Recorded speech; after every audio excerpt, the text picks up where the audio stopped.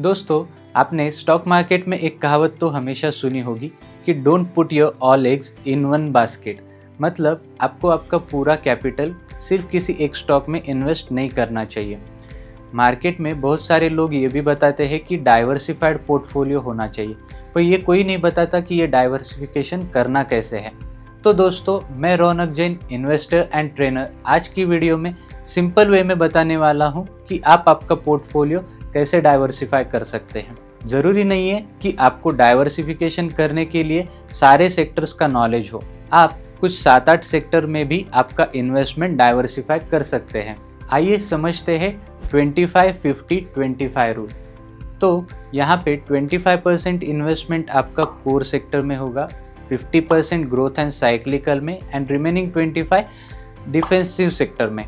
तो 25% आपका core sector में इन्वेस्टमेंट होना चाहिए, लाइक बैंकिंग एंड आईटी। ये दो सेक्टर्स निफ्टी की मूवमेंट में काफ़ी बड़ा रोल प्ले करते हैं। तो आपकी इन्वेस्टमेंट में से 25% हिस्सा आपका कोर सेक्टर में इन्वेस्टमेंट होना चाहिए। 50% in growth and cyclical sector, जैसे कि auto, metal, infra, capital goods, chemical. जैसे कुछ फ्रूट्स पर्टिकुलर सीजन में ही ग्रो करते हैं, वैसे ये सेक्टर भी कुछ पर्टिकुलर पीरियड में ही अच्छे परफॉर्म करते हैं। रिमेनिंग 25% आपका डिफेंसिव सेक्टर, जैसे कि एफएमसीजी और फार्मा में इन्वेस्टमेंट होना चाहिए, जो आपको मार्केट क्राइसिस में एक अच्छा होल्ड दे सकते हैं। इसे हम और सिंप्लीफाई करते हैं। मान लीजिए कि आपका कैपिटल 10 लाख का है, तो ये 25-50-25 का रूल फॉलो करके हमारा पोर्टफोलियो डाइवर्सिफिकेशन कुछ ऐसे होगा। आपकी 10 लाख में से 2.5 लाख आपका इन्वेस्टमेंट होगा कोर सेक्टर में, जहाँ पे आप 1.25 लाख बैंकिंग और 1.25 लाख आप आईटी में इन्वेस्ट कर सकते हो। 5 लाख जो कि ग्रोथ एंड साइक्लिकल सेक्टर में है, वहाँ पे आप 1 lakh each auto sector, infra, metal, energy and chemical sector में इन्वेस्ट कर सकते हो।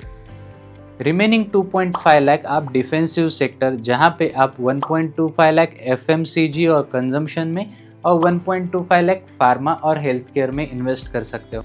तो दोस्तों, अगर आप आपका पोर्टफोलियो ऐसे ही डाइवर्सिफाई करते हैं तो मार्केट रैली में एक अच्छा ग्रोथ कैप्चर कर सकते हो आप, और डाउनसाइड में भी आपका पोर्टफोलियो कंपैरेटिवली सेफ रहेगा।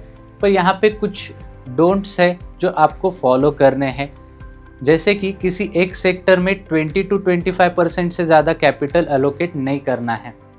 एक सेक्टर की 3 से ज़्यादा स्टॉक आपको बाय नहीं करने हैं।